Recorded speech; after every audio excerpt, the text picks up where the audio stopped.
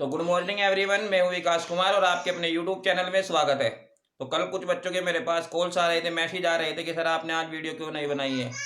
तो ऐसा नहीं है कि मुझे वीडियो को देखकर नहीं पता चलता है कि हमारे इन ऑनलाइन क्लासेजों का लाभ जो है कितने बच्चे ले रहे हैं। मुझे बहुत ही खेद है, बहुत ही दुख है कि आप लोग मुफ्त में भी शिक्षा नहीं लेना चाहते। मेरी 1 मिनट तक बात आप ध्यान से सुनिए। आप लोग फ्री में भी नहीं पढ़ना चाहते हो। ऐसा नहीं है कि अधिकांश बच्चों के पास फ़ोन नहीं, ठीक है, आंकड़ों से भी साफ जाहिर हो रहा है। अभी अटेंडेंस होने लगे, आप लोग अभी अटेंडेंस प्रेजेंट सर है ना भेजना शुरू कर दोगे, लेकिन आपको पढ़ना नहीं है।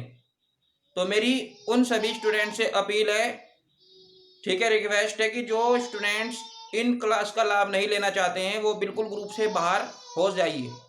हमें अपने ग्रुप में ऐसे स्टूडेंट्स की कतई भी ज़रूरत नहीं है जो पढ़ने के इच्छुक नहीं है, ठीक है। क्यों नाम कर रहे हो भाई पढ़ाई का, ठीक है। तो इसको जो है आप ग्रुप से बाहर निकलकर फ़ोन अपने अभिभावक को सौंप दीजिए, इसी में ही आप सभी की भलाई है। और जो हमारे 2-4 स्टूडेंट्स इसका लाभ ले रहे हैं, ठीक है, उनको दुख ना हो, इसीलिए मैं आज फिर आपके सामने आया हूँ नया टॉपिक लेकर, ठीक है। अन्यथा दोस्तों, प्यारे बच्चों, ये देखकर बहुत ही दुख हो रहा है कि आप लोग बिल्कुल भी इस चीज़ का लाभ नहीं ले रहे और ये भी नहीं पता है कि आप लोग काम कर रहे होंगे या नहीं। चलो काम तो दूर, वीडियोज़ को देख से ही पता चल जाता है कि आप लोग देख रहे हो या नहीं। तो जितने हमारे ग्रुप में कैंडिडेट जुड़े हुए हैं उसके सापेक्ष बहुत ही कम स्टूडेंट्स ऐसे हैं जो इन क्लासेजों का लाभ ले रहे हैं। तो या तो आप ग्रुप बाहर निकल जाइए ग्रुप से, या फिर जो भी आपको टॉपिक यहाँ समझाया जा रहा है उसका पूरा पूरा लाभ लीजिए, ठीक है। अगर आप ऐसा ही करोगे तो मैं वीडियो और ये जो आपको प्रोसीड दे रहा हूँ ये बनाना धीरे धीरे बंद कर दूंगा। और कल भी मैंने इसीलिए नहीं बनाया क्योंकि बच्चे लाभ तो लेते ही नहीं, क्या फ़ायदा है, ठीक है। तो अगर आप ऐसा करोगे तो भैया हम भी यहाँ आपको पढ़ाने की बिल्कुल भी कोशिश नहीं करेंगे, ठीक है। तो मुझे उम्मीद है आप ये बात समझ गए होंगे, ठीक है। ज़बरदस्ती नहीं है, आप छोड़ भी सकते हो। तो देखते हैं आज का जो हमारा टॉपिक है 17 वीडियो में, वो क्या है, बेशेमरीकरण। 2 नंबर का पेपर में अक्सर आया जाया करता है क्वेश्चन, ये बेशेमरीकरण आसान है। और 10th क्लास में भी और 12th क्लास दोनों परीक्षाओं में ये क्वेश्चन पूछा जाता है, ठीक है। चाहे यूपी बोर्ड हो, सीबीएसई बोर्ड हो, आईसीएसई बोर्ड हो, कोई सा भी बोर्ड हो, उसमें ये क्वेश्चन मतलब लगभग सभी के पाठ्यक्रम में क्वेश्चन हमारा धातु और अधातु चैप्टर में ये क्वेश्चन पूछा जाता है, ठीक है। तो बहुत ध्यान से समझिएगा, हार्ड नहीं है, बहुत इजी है। बस एक रिक्वेस्ट है कि अगर आपने वीडियो देख रहे हो तो इसको लास्ट तक पूरा देखिए, तभी आप इस टॉपिक को ठीक प्रकार से समझ पाओगे, इसको सीख पाओगे। तो चलिए शुरू करते हैं। इसमें हमारे पास क्या होगा, एक इस तरह की, जैसे आपने देखा होगा जो सीमेंट घोलने वाली भट्टी होती है, ठीक है, जब लेंटर डलता है ना, ठीक है, घर बनता है, तो इस तरह की मशीन आती होगी, देखा होगा। ऐसा नहीं है कि हमारे कोई भी बच्चे ऐसी चीज को ना देखा हो। लेंटर डलता है आस पड़ोस में कहीं ना कहीं, तो इस तरह की मशीन जो है रेत सीमेंट को घोलने के लिए, रोड़ी को घोलने के लिए इस तरह की मशीन आती है, ठीक है। तो भैया ये जो बेशेमरीकरण है ये भी इसी तरह की एक मशीन है जिसको हम बेशेमर परिवर्तक कहते हैं। क्या कहते हैं इसको, बेशेमर परिवर्तक, इसको हम कह सकते हैं बेशेमर परिवर्तक। अब ये जो आपका बेशेमर परिवर्तक है इसमें क्या होता है, इसका जो अंदर वाला स्तर है भैया ये मैग्नीशिया का बना होता है। मैग्नीशिया, मैग्नीशिया मतलब मैग्नीशियम ऑक्साइड, मतलब MgO का ये जो स्तर है बना होता है। ये कैल्शियम ऑक्साइड का भी बना हो सकता है, जिसको कैल्शियम कह सकते हैं। इसका जो बाहरी स्तर है ये लोहे का या इस्पात का बना होता है। अब इसमें क्या होगा, यहाँ हमारे पास इसमें एक गर्म वायु के लिए इस तरह की नली होती है और उसमें छोटे छोटे छिद्र होते हैं। अब आप यहाँ से गर्म वायु भेजोगे तो आपने जो इसमें बारीक पिसा हुआ एक्स भर रखा है या भर्जित हुआ या निष्पापित हुआ, यानी कि जो मटेरियल आपका वात्या भट्टी से निकला था वो आप इसमें डाल दोगे और इसको गर्म करोगे। गर्म करने के बाद क्या होगा, जो व्यर्थ गैसें हैं, बेकार गैसें हैं भैया, गंदगी है, व्यर्थ गैसें वो ऊपर वाले भाग से निकल जाती है और जो धातुमल है वो नीचे इकट्ठा हो जाता है। ठीक है, तो ये भट्टी जो है यहाँ धीरे धीरे इस तरीके से घूमती रहती है, अपने अक्षों पर धीरे धीरे घूमती रहती है। इसका जो अंदर वाला स्तर होता है अग्निशय ईंटों का, मैग्नीशिया का बना होता है, और बाहर वाला जो स्तर होता है इस्पात का बना होता है। और अगर मैं कंपटीशन की बात करूं तो ये क्वेश्चन कंपटीशन में भी ऐसे पूछा गया है कि जो हमारा बेशिमर परिवर्तक है उसका आकार किस फल से मिलता जुलता है। ठीक है, इंटरेस्टेड क्वेश्चन है ये। क्या क्वेश्चन है कि बेशिमर परिवर्तक का आकार किस फल से मिलता जुलता है। तो आप देख पा रहे होंगे किस फल से मिलता जुलता है, ये नाशपाती के आकार की भट्टी होती है, नाशपाती का आकार। ठीक है, इसको कौन से फल के साथ तुलना की गई है, नाशपाती से, तो इसलिए इसका आकार जो है वो नाशपाती के आकार की तरह बनाया जाता है। ठीक है, याद रह जाएगी ये बात। इसके बाद जो है, अब अगर हम कॉपर के अयस्कों की बात करें, ठीक है, कॉपर के अयस्क या कॉपर के लिए बात करें, तो जो हमने 16 नंबर वाली वीडियो में वात्या भट्टी के बारे में पढ़ा था, तो इसके जो आज सेकंड भाग में है, यदि हम कॉपर की बात करें, कॉपर के लिए बात कर रहा हूं मैं, तो यहाँ हमारी जो अभिक्रिया होगी वो कैसी कैसी होंगी वो देख लीजिए आप एक बार। हमारे पास जो FeS था वो यहाँ ऑक्सीजन से क्रिया करेगा।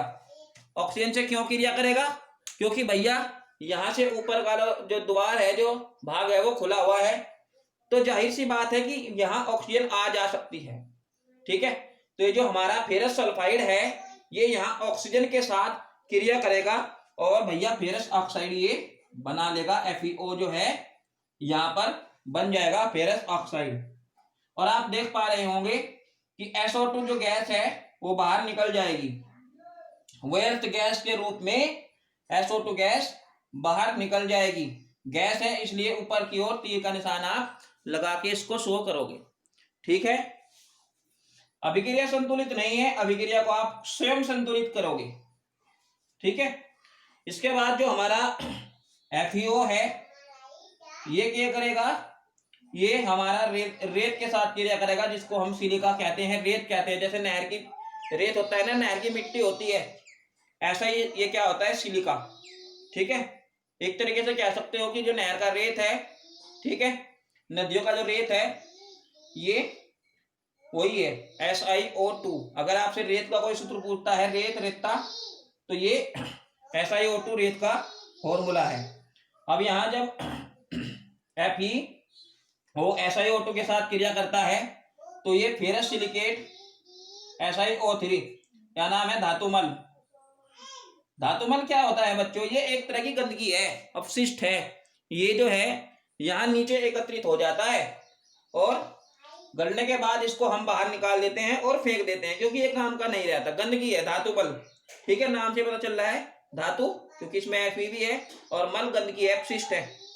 ठीक है, और यहाँ जो है हमारे पास मैग्नीशियम या कैल्शियम ऑक्साइड की जो परत होती है वो भी भैया क्रिया करेगी, किससे, रेत से क्रिया वो करेगी। तो SiO2 जो है CaO के साथ क्रिया करके क्या बना लेगा, कैल्शियम सिलिकेट ये भी बना लेगा। तो ये भी क्या है, कैल्शियम सिलिकेट, ये भी क्या है, गंदगी है, धातुमल है। ठीक है, जिसमें SiO3 आ जाता है, SiO3, तो ये क्या हो जाती है, गंदगी यहाँ इकट्ठी हो जाएगी नीचे, इनका कोई भी फायदा नहीं होगा। ठीक है, और जो वात्या भट्टी में आपके पास क्या परिवर्तन हुआ था, जो आपका कॉपर सल्फाइड था, क्यूप्रस सल्फाइड था, ये भी ऑक्सीजन के साथ क्रिया करेगा और ये ऑक्सीजन के साथ क्रिया करके क्या बना लेता है, क्यूप्रस ऑक्साइड। ठीक है, और यहाँ SO2 गैस जो है बाहर निकल जाएगी। आज मैं आपको कोई भी अभिक्रिया जो है संतुलित करके नहीं बता रहा हूं, क्योंकि आप लोग खुद भी अभिक्रिया को संतुलित करना सीख गए हो, और अगर आपको जरूरत पड़ती है तो आप लोग कमेंट बॉक्स में करके भी मुझसे पूछ सकते हो कि अभिक्रिया संतुलित हुई है या नहीं। और अगर किसी बच्चे ने संतुलित कर ली हो तो मुझे वह भी दिखाए, ठीक है, वो भी मुझे अपना जो अभिक्रिया का संतुलन है वो भी इमेज के माध्यम से, फोटो के माध्यम से, कमेंट के माध्यम से जरूर बताए कि उन्होंने इस अभिक्रिया को संतुलित कर लिया है। यदि नहीं होता है तो आप मुझसे निश्चित रूप से पूछोगे, आपको नेक्स्ट वीडियो में मैं इनको संतुलित करना बता दूंगा। इसके बाद आपके पास ये जो CO2 है ये किसके साथ क्रिया कर लेता है, फिर से ये क्यूप्रस सल्फाइड के साथ क्रिया कर लेता है और कॉपर बना लेता है। ठीक है, कॉपर के आप देख पा रहे होंगे, कॉपर 2 और 2 4, तो यहाँ 4 लगा देता हूं। अब ये जो S है ये S जो है O2 के रूप में बाहर निकल जाएगा। आप देख पा रहे होंगे यहाँ ऑक्सीजन के कितने हैं, 1 है, उधर 2, तो आप यहाँ 2 लगा लेंगे, लेकिन कॉपर के कितने हो जाएंगे, 2 2 4 और 2 6, तो यहाँ आ जाएगा 6। ठीक है, S के भी पूरे हो जाएंगे और आपको यहाँ जो है तांबा प्राप्त हो जाएगा, क्योंकि आपको यही कॉपर चाहिए था। ठीक है, कॉपर। लेकिन एक क्वेश्चन और उठता है यहाँ, ये जो आपके पास कॉपर है ये शुद्ध प्राप्त नहीं होगा। ठीक है, बल्कि कैसा प्राप्त होगा, ये प्राप्त होगा आपको ब्लिस्टर कॉपर। ब्लिस्टर मतलब फफोलेदार तांबा, फफोलेदार तांबा। ठीक है, ये गैस जो है बाहर निकल जाएगी। ये जो आपको जो तांबा प्राप्त होगा ये फफोलेदार तांबा प्राप्त होगा। इस तरीके से दोस्तों, प्यारे बच्चों, हमारा जो धातु है वो फाइनली जाके इस तरीके से तैयार होता है। ठीक है, सबसे पहले क्या किया था, अयस्कों को पीसकर बारीक किया था, फिर इसको आपने उसका सांद्रण किया था। ठीक है, सांद्रण में गुरुत्व पृथक्करण विधि के बारे में बताया था और चुंबकीय पृथक्करण के बारे में बताया था और फेन प्लवन के बारे में बताया था। इसके बाद आपको जो भी मटेरियल मिला था उसको आपने वात्या भट्टी में डालकर भर्जन या निष्तापन उसका किया था। ठीक है, इसके बाद क्या किया था, जो भी आपको मटेरियल प्राप्त हुआ उसका बेसेमरीकरण किया, बेसेमर परिवर्तक भट्टी में डालकर। इसके बाद तब जाके आपको शुद्ध तांबा प्राप्त हुआ, और ये भी पूरी तरह शुद्ध नहीं है। ठीक है, अभी आप ये सोच रहे हो कि ये पूरी तरह शुद्ध है, ये भी पूरी तरह शुद्ध नहीं है, ये फफोलेदार है। फफोलेदार मतलब इसमें भी कहीं ना कहीं आर्सेनिक, ठीक है, निकिल, लेड, ठीक है, AU AG, इनकी क्या है, गंदगी है, अशुद्धियां हैं। तो इनको दूर करने के लिए हम विद्युत अपघटनी विधि पर चर्चा करेंगे, लेकिन नेक्स्ट वीडियो में चर्चा करेंगे। ठीक है, आज के पाठ में हमने केवल बेसेमर परिवार के बारे में पढ़ा है। ठीक है, मैं आशा करता हूं कि आपकी वीडियो समझ में आ गई होगी। यदि कोई भी क्वेश्चन आपको समझ में नहीं आया होगा इस टॉपिक से तो आप कमेंट भी करके मुझसे पूछ सकते हो। ठीक है, या फिर अपनी जानकारी के लिए आप वीडियो को दोबारा भी देख सकते हो। नेक्स्ट वीडियो पर चर्चा होगी। धन्यवाद।